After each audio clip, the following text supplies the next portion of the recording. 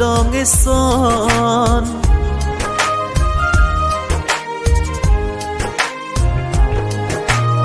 sing vi oi jin do ne non malong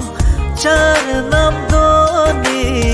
kar jilong e son ahok lu ma bom rupa che than bom o kang hon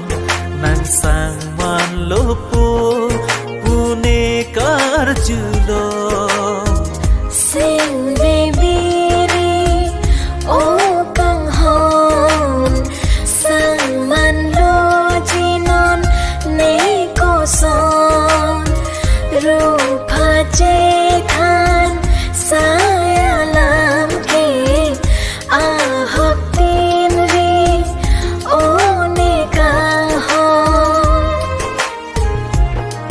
nang phan nang ti ne un ji ne ko son